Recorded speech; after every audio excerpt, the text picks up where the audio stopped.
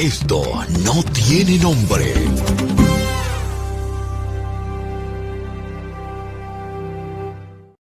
Son las 2:09 de la tarde en Esto no tiene nombre. Y a esta hora hablamos de algo a lo que apuestan prácticamente todos los gobiernos a nivel mundial. Se trata de la energía renovable, que es ciertamente una gran apuesta, pero ¿cómo vamos en la República Dominicana con relación a este tema? ¿Cuáles son esas inversiones que se están llevando a cabo? ¿Qué son las energías renovables? De todo esto y de mucho más vamos a conversar con el director ejecutivo de la Comisión Nacional de Energía, el señor Eduard Veras, que ya está con nosotros aquí en Esto no tiene nombre. Bienvenido. Muchas gracias, Miralba, Roberto y Ariel. Muchas gracias por invitarme a su programa. Esto no tiene nombre en esta modalidad virtual que me encanta. Bien, bien. Eduard, sería bueno preguntar, explicar primero, porque la gente oye hablar de muchas instituciones vinculadas al sector eléctrico. Están las EDES, está ETED, está el Ministerio de Energía y Minas, está el Consejo Nacional de Electricidad. ¿Cómo se conforma esta estructura de la electricidad en la República Dominicana y qué rol tiene el consejo que usted dirige? Mira, te recuerdo, para los que son un poco más antiguos, te recuerdo que en el año 97 hubo una ley, la ley 141-97, que reestructuró la anterior Corporación Dominicana de Electricidad.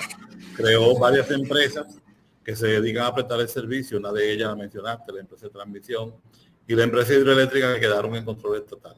Luego hubo otras empresas de generación que fueron agrupadas en dos grandes bloques, en la cual se permitió la participación privada. Hoy se mantienen así.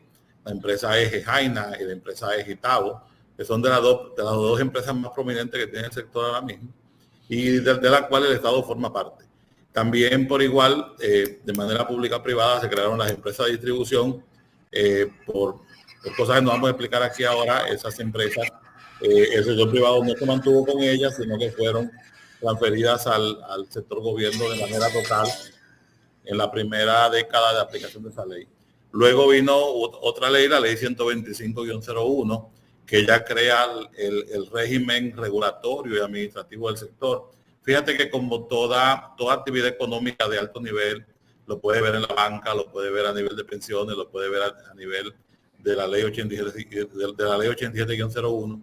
También el sector eléctrico debe ser regulado, debe ser administrado por instituciones estatales como la Superintendencia de Electricidad, como la Comisión Nacional de Energía, y recientemente se crea el Ministerio de Energía y Minas con la ley 100-13, que es el órgano general de política pública. Ahora mismo están trabajando mucho con el tema de ahorro y eficiencia energética a nivel público.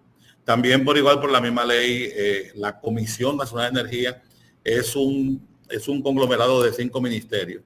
Lo preside el Ministerio de Energía y Minas, participa el Ministerio de Medio Ambiente, participa el Ministerio de Economía, Planificación y Desarrollo, participa el Ministerio de Hacienda y el Ministerio de Industria y Comercio. Básicamente la función de la comisión es planificar todo lo que tiene que ver con el sector energía de manera global, tanto la parte de combustibles como la parte de electricidad y otras porciones que hay por ahí de uso de residuos sólidos y uso de biomasa, calentamiento de agua, etcétera.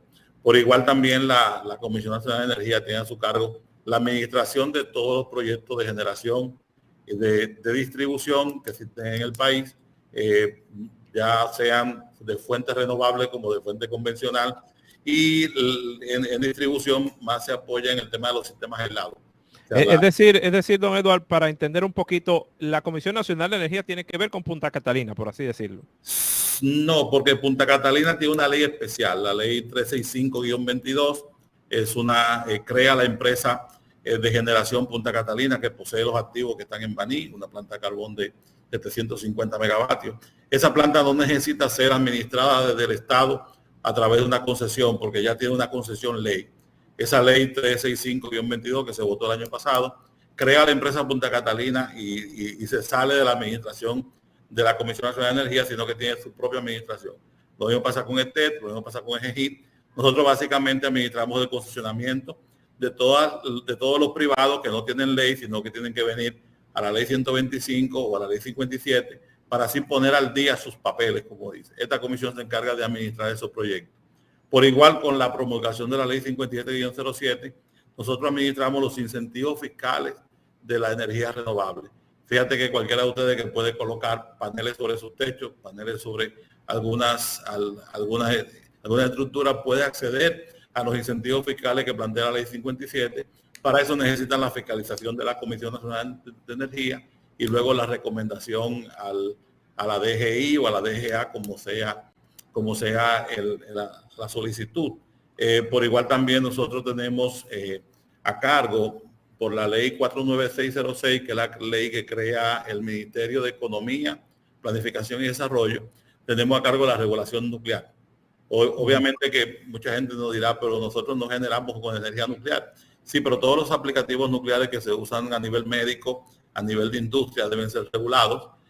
Cada operador de radiología debe tener una licencia, cada equipo que se importa para la resonancia magnética, esa para cosa. la resonancia magnética debe tener una certificación nuestra de que ese equipo cumple, debe haber una inspección nuestra y una oportuna licencia que se renueva cada 2 o 3 años. También tenemos un equipo que se dedica a eso por ley. Ahora, Edward, en este momento el pastel para circunscribirnos un poco a la generación de energía, ya nos has explicado y te lo agradezco infinitamente el concepto electroenergético del país, cuál es la función del Comité Nacional de Energía y que ya vemos que una cosa es la generación de energía, pero también se concentra en otros tipos de cosas vinculados a protocolos, a reglamentos que deben pasar por el comité para poder entrar al país y utilizarse, como el tema de la energía eléctrica para fines médicos, de tratamientos, etcétera. Ahora, ¿cómo se distribuye el pastel de generación en el país cuando evaluamos la generación con fósiles, cuando la evaluamos con energía renovable? Mira, todavía dependemos en casi un 80% de combustibles fósiles. Hoy tenemos que la matriz de gas natural operable representa un 53% de la matriz. O sea, más de la mitad de la energía que se produce y se consume en República Dominicana se hace a través de gas natural. Eso es muy bueno porque es de bajos niveles de contaminación cuando lo comparamos con el petróleo y con el carbón. Pero más en base está el carbón, o sea, se usa más continuo el carbón, aunque solamente son 5 plantas que tenemos, principalmente porque es de menor costo. Esta representa aproximadamente un 30% de la matriz energética. Con la entrada de Punta Catalina, obviamente que esto creció bastante. También tenemos las 2 centrales de Itabo y una pequeña que hay en la ciudad de Barahona.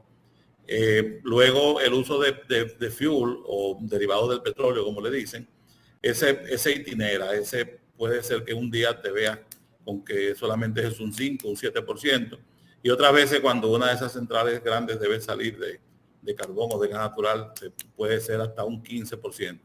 La matriz de generación renovable hoy posee solamente un 13%, alrededor de un 13%.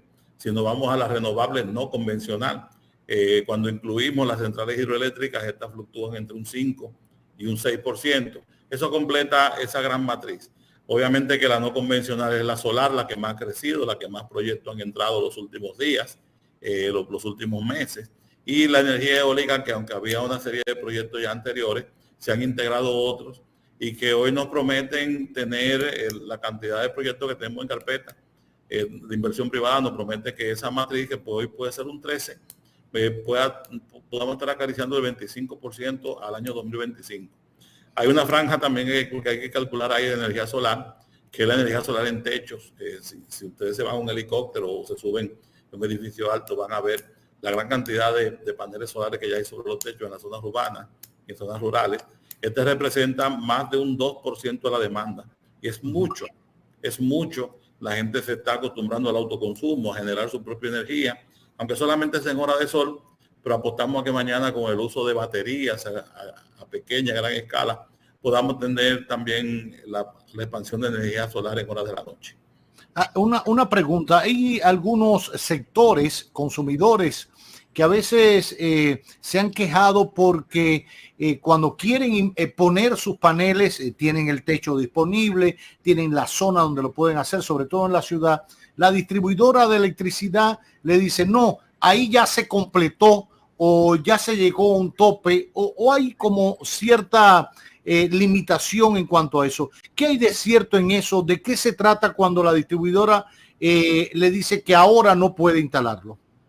Mira, un sistema eléctrico nunca se diseña desde cero para una actividad específica. Fíjate que los cables que pasan por tu casa son los mismos cables que has visto siempre desde pequeño. Nunca lo han cambiado. Si lo cambian de la misma forma. Por eso los sistemas eléctricos se diseñaron casi siempre a principios del siglo XX para llevar energía de las plantas de la generación hasta el consumidor final. Recientemente ese paradigma ha cambiado, sino que cada quien tiene el derecho, vamos a llamarle así, del acceso a su energía. El sol le pega en el techo, y eso puede ser su energía, pero no es tan religioso como se ve, o sea, no siempre es tan simple. La red tiene una capacidad, hay algunos parámetros eléctricos que se puedan copar cuando se instalan muchos paneles solares en una misma red.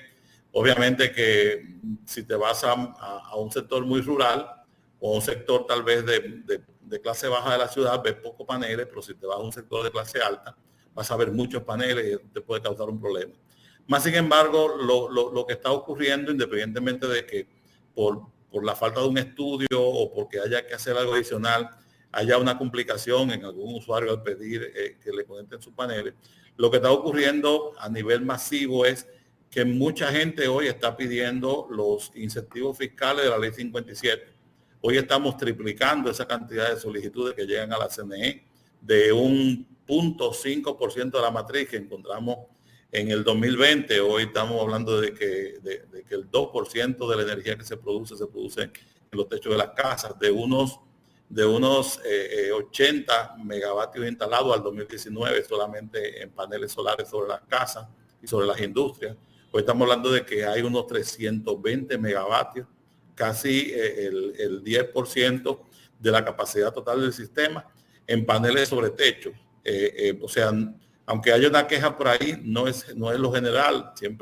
Casi siempre acceden a los incentivos, acceden a instalar los paneles y acceden al sistema de medición bidireccional o de la medición neta, como le llaman. También ocurre, muchas veces se determinan los medidores de la distribuidora y hay que esperar que venga un lote. Por eso es probable que duren tal vez unos meses en instalar el medidor y eso es entendible. Pero hoy no existe ninguna retranca para que los usuarios coloquen sus paneles sobre las casas, sobre los techos, sobre las industrias, sobre los comercios y puedan así tener su propia energía. El autoconsumo, que no hay mecanismo más eficiente que el autoconsumo para tener una verdadera eficiencia en el uso de energía. Edward, esta semana se daba la información que el país había consumido toda la energía servida. Primero que todas estas fuentes de generación habían podido de alguna manera satisfacer la demanda de electricidad y se había consumido a niveles altísimos, dado por las altas temperaturas, etcétera. O sea, no se ha caído el sistema. Puede haber problemas porque en un área se puede disparar una cosa, un transformador se quema, lo que puede pasar, pero por generación no nos hemos parado, ni están financiados los apagones, ni son de mentirita, ni nada por el estilo. Ahora, esto conlleva a que nos preparemos para el futuro, porque en la medida que la sociedad va desarrollándose, va consumiendo más electricidad, van aspirando a más cosas, la gente va teniendo otro confort en la casa y si tienen un abanico ahora, mañana quiere tener 3 y después quiere tener un acondicionador de aire. ¿Cómo nos preparamos para eso? Porque el tema de la electricidad va en constante crecimiento. Mira, estás diciendo de qué se ocupa la CNE básicamente. El rol principal de la CNE es la planificación. Claro. En 2022 publicamos por segunda vez el Plan Energético Nacional, que estaba aquí en la comisión cuando estuvo don Antonio Almonte dirigiendo la comisión hace muchos años. Sin embargo, casi siempre el resultado de la generación no era parte de un plan integral. Publicamos el plan energético donde contamos con esos objetivos que tenemos de corto, mediano y largo plazo. El primero es abastecer la demanda. Si no abastecemos la demanda, la economía se contrae. Esa economía local, cuando vas a una calle y hay una señora con un salón, un colmado que vende cerveza, el muchacho que arregla las gomas, o sea, esa economía local, cuando le administras 8 horas de apagones, automáticamente deja de funcionar. Hasta el año 2019 nosotros teníamos una programación de apagones, o sea, cada sector por una clasificación X tenía 8 horas de apagones asignados cada día. Más sin embargo, hoy, como tú lo dices, los apagones solamente se refieren a una avería o a un mantenimiento que también es necesario darlo. Como todo equipo hay que darle mantenimiento y hay que desconectarlo por unas horas cada cierto tiempo. Ese abastecimiento del 100% de la demanda está entramado en esa planificación que ahora mismo se está cumpliendo al pie de la letra. Al pie de la letra, el gobierno ha podido dar facilidades al sector privado para que se instalen unos 530 megavatios nuevos ya instalados. Si ven aquí en la margen del río Osama, hay una central nueva de la empresa Cibor, Estrella del Mar 3, que fue ubicada ella en este gobierno. Por igual también cuando vas a la zona de Boca Chica, antes de llegar al semáforo, como le dicen, vas a ver una planta nueva, que es la planta Ciba, de unos 270 megavatios. Está también su ampliación futura en camino. También suple la demanda en horas de pico. Y igual también la controversial barcaza de Car Power Ship, que está ubicada en la zona de Aso, también es parte de ese abastecimiento. Recuerdo, Cavada, que nos acompañaste en Manzanillo. Sí. Ahí el Estado entonces planea, en conjunto con el sector privado, instalar unos 1.200 megavatios, estamos hablando de mediano plazo o largo plazo, 1.200 megavatios con una segunda terminal de gas natural. Ahí eso no va a ser pronto, no va a ser el año que viene, no va a ser tal vez en el 2025, pero sí, a partir del 2026 tendremos ahí generación para el futuro, generación a gas natural, energía limpia, que pueda abastecer la demanda rampante que, como mismo tú dices, el país crece. Pues fíjate que el indicador de crecimiento de la demanda es el Producto Interno Bruto, el principal indicador. Si el país crece económicamente, la demanda crece, y en la planificación está previsto el abastecimiento. No nos quedamos solamente con gas natural ni con generación térmica, también, por ejemplo, ya hemos conectado en 3 años unos 11 proyectos nuevos de energía renovable. Estamos hablando que de unos 400 y pico megavatios que solamente había de energía renovable, hoy estamos alcanzando los 1.100 megavatios de capacidad instalada de energía renovable. Pero tampoco nos quedamos ahí. Ahora mismo en construcción acelerada y en planes a futuros hay unos 22 proyectos adicionales que se construyen rápidamente en toda la geografía nacional, la mayoría de ellos proyectos de energía solar, que también pueden llevar esa capacidad instalada de energía renovable a unos 2.000 megavatios de capacidad. Obviamente que la energía solar solamente está en el día, por eso nosotros estamos promoviendo el uso de almacenamiento a gran escala para los nuevos proyectos, de manera tal que podamos tener también esa energía solar a partir del 2024, 2025, ya mirándolo en más en el 2026, en horas de la noche, en 4 horas, 5 horas durante la noche, en bloque de despacho, pudiéramos tener un futuro energía solar con almacenamiento. Eso es importantísimo. Usted mencionó la barcaza que está en Asua. Recientemente hubo un accidente con esa unidad de generación, creo que contratada a un empresario turco. Y a toda cuenta que el Ministerio de Medio Ambiente forma parte de la Comisión Nacional de Energía, como bien usted relataba. Se dio a conocer que había sanciones para esta empresa por el accidente que había ocurrido.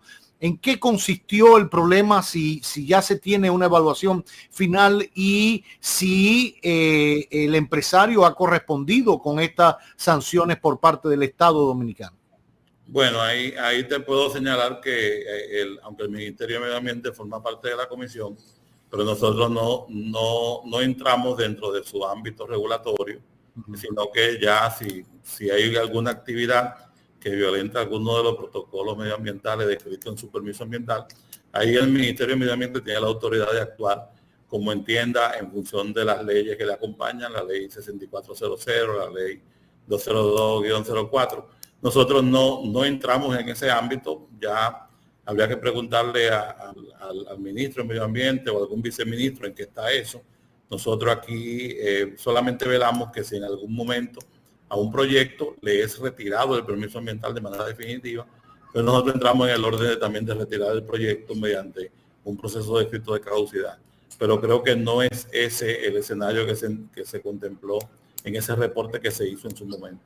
Ya, Edward, por último, al menos de mi parte, si bien hemos generado mucho, ya usted planteaba todos los esquemas y proyectos que hay, me parece genial esto de invertir en almacenamiento para la energía solar, para que la gente entienda, hasta ahora lo que se genera con paneles, digo en los proyectos grandes, no el de uno de su casa, sino en las inversiones que se han hecho, por ejemplo, creo que aquí en San Cristóbal o cerca, que son grandes plantaciones de paneles solares, esa energía inmediatamente va al sistema electroenergético y se va sumando, pero cuando llega el pico de las 6, 7 de la tarde, que ya no hay generación porque ya el sol se va cayendo, hasta ahora no es aprovechable los paneles. Sin embargo, puede llegar, ya hay tecnología que permite toda esa energía que generan los paneles solares mientras hay sol,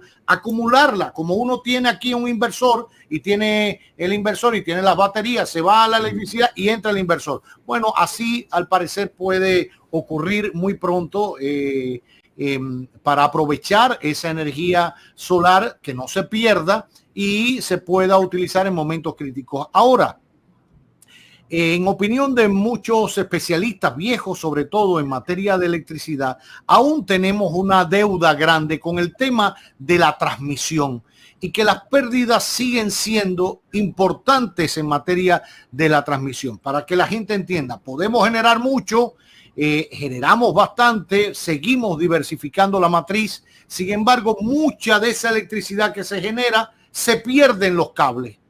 ¿Es así, Edward? ¿Qué solución hay para eso?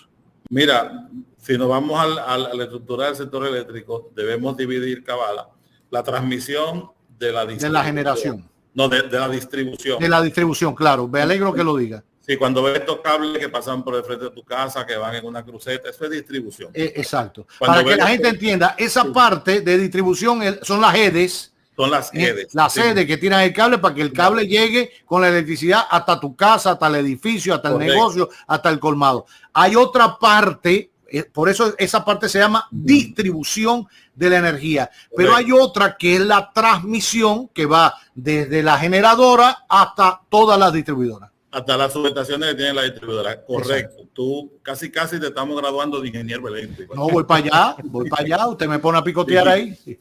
Claro, mira, en transmisión los problemas no son mayores. Hoy las pérdidas técnicas de transmisión son muy mínimas. Nosotros tenemos un sistema de transmisión muy robusto, incluso esas 40 y tantas proyectos de energía renovable que ya se han concesionado, muchas de ellas en construcción, otras han entrado y otras andan detrás del financiamiento en algunos bancos internacionales para construir. Esos tienen el problema resuelto. Claro, la transmisión tiene que avanzar para los nuevos proyectos futuros. El gran problema es en distribución y ahí hay que entender varias aristas. El primero es, si nos vamos, por ejemplo, a las pérdidas técnicas, distribución son los sistemas más vulnerables a cualquier cosa que ocurra. Un carro destroza un poste en la noche, una persona tira algo que cuelga, siempre usan las zapatillas deportivas. Machichigua. Las chichiguas son parte de, aunque también causa un poquito de risa en el tiempo por el antiguo por el señor Julio Sabri, que lo dijo una vez, pero también son parte del problema. Por igual también lo que hace más vulnerables los sistemas de transmisión son las conexiones fraudulentas, las conexiones que son ilegales, que en la mayoría de los casos ponen vidas en peligro. Incluso hay un gran porcentaje de las muertes que ocurren por quemaduras, por incendios, se refieren a las conexiones ilegales de los sistemas de energía. También recuerden, somos un país muy poco propenso a cumplir las normas. Queremos colocar un alambre de púa para suplir energía en la casa y así lo hacemos. Pero hay otra componente que tiene la distribuidora, que son las pérdidas no técnicas, que se refiere a la poca capacidad que tal vez se tiene para cobrar facturar, normalizar el servicio a la mayoría de la población. Tal vez nosotros 4 donde vivimos tenemos un servicio muy normalizado, pero cuando vamos a un barrio más más desposeído, más vulnerable socialmente, vemos que esa regularización no es tal. Por eso las distribuidoras tienen que tomar grandes cantidades del erario, de los fondos país que son asignados para hacer inversiones del presupuesto, para pagar esa energía al generador que no es posible cobrarla. Por igual también, aunque no lo veamos así, nosotros 4 tenemos una factura, que esa factura está subsidiada. Y fíjese que nunca solicitamos ese subsidio, nunca llenamos un formulario, nunca le dijimos a una empresa de distribución o a la antigua SDE subsídianos. Sin embargo, esos escalones que tienen entre 200, 300, 500 hasta 700 megavatios representan un subsidio que hoy no ha sido posible focalizarlo. El año pasado quisimos hacerlo, pero como cumplimiento del pacto eléctrico no pudimos. Ustedes recuerdan la casi revuelta social que hubo por eso, detenida por el presidente de la República. Y es una tarea pendiente del pacto eléctrico que se firmó por todos los actores, es destransversar el subsidio que hoy debe ser focalizado a las zonas que sí lo requieran. Y eso ya vendrá el tiempo en la cual salgamos por fin de esta gran crisis que tenemos como mundo. Primero la crisis del COVID, luego la crisis del gas, la crisis de los suministros. Hoy vivimos en un estado de guerra. Y ojalá que mañana podamos tomar esa parte del pacto eléctrico que aún no se cumple y poder convencer a la población de que es necesario focalizar ese subsidio que también representa una gran parte de la pérdida no técnica de la distribuidora.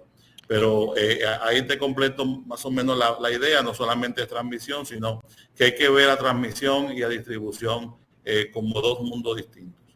Don Eduardo, para finalizar de mi parte también, ¿es sustentable para el Estado que el ciudadano dominicano se autoabastezca de electricidad, que empiecen todo el mundo a instalar paneles solares para ir soltando un poquito la distribución tradicional de energía y ser autosustentable? Mira, siempre es, para cada quien es autosustentable hacerlo. Y si lo es para cada uno, lo es para el conjunto. O sea, los países modernos ya la gente habla de autoconsumo, como producir su propia agua potable, producir su propia energía, etcétera.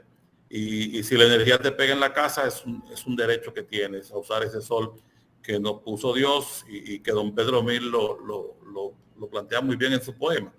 Más sin embargo, cuando habla de sustentabilidad, es probable que hoy en el modelo de negocio que tengan las empresas de distribución, y cuando vamos a una empresa de distribución pequeña, como la que existen en el este, en la zona turística, es probable que no sea tan beneficioso para la empresa el hecho de que cada quien produzca su propia energía. Ahí hay una tarea pendiente que tiene el regulador, que es la Superintendencia de Electricidad, que ver cómo pueden existir esas transacciones en energía, y cuando de repente la transacción sea muy poca o tú uses mucho la red inyectando en hora de sol y luego la consumes en la noche, entonces tú pagues un diferencial por el uso de la red, etcétera. Eso ha traído también algunos inconvenientes, principalmente en la zona turística, pero yo creo que no, yo creo que mañana podemos tener una buena regulación adaptando un sistema eléctrico. Fíjense cómo empezamos hablando del sistema eléctrico antiguo, un sistema eléctrico donde la energía fluía hacia un lado y el dinero fluía hacia el otro. Y ahora mismo tenemos que adaptar todos los sistemas eléctricos, toda la regulación de que la energía fluye en ambos lados, también el dinero fluye en ambos lados. Y eso así ya está descrito en muchas publicaciones, en muchas revistas, y otros países lo tienen, porque nosotros no podemos copiarlo y no nos pongamos a inventar la rueda de nuevo. Edward, qué bien.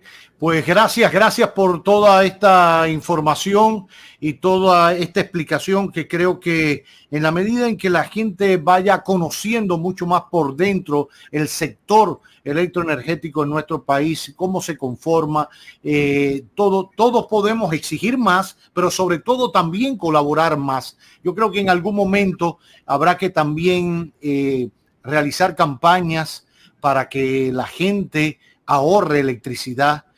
Sé que es difícil, después de tantos años que vivíamos en apagones y nos daban 8 horas nada más, etcétera, cuando la tienes dice, no, esto es, vamos para adelante, y no debe ser así.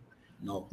Porque cuesta mucho generar, ya lo decía Edward, es una electricidad que está subsidiada en este momento, en algún momento de la vida, quizás no lo veamos nosotros, ojalá sí, para que no sea tan tarde, tendremos que pagar el precio justo de la generación que nos sirve, de la electricidad que nos sirven, por la materia prima con que se produce o se genera, por la calidad como la sirven. Y cuando hablo de calidad es la calidad que llega a la casa. Primero, que llegue constantemente, que tenga un voltaje constante, que ante cualquier avería, porque puede existir, haya una respuesta inmediata o haya una respuesta efectiva ante esa queja o esa situación que se produzca.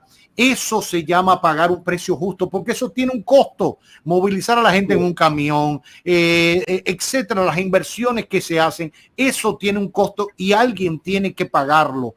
Hemos estado muchos años en esa disyuntiva. No, yo no la pago porque no me la dan y yo me la robo porque al final no me la dan y etcétera. Eso habrá que acabarlo, y el gobierno y el Estado ha hecho esta inversión. Como bien decía ahorita, se consumió toda la energía servida hace solo unos días, se satisfizo la demanda por completo. Entonces, si estamos recibiendo energía de calidad, si la estamos recibiendo per se, la energía no solo de calidad, sino que la estamos recibiendo, que ya no hay apagones, ¿por qué no pagarla?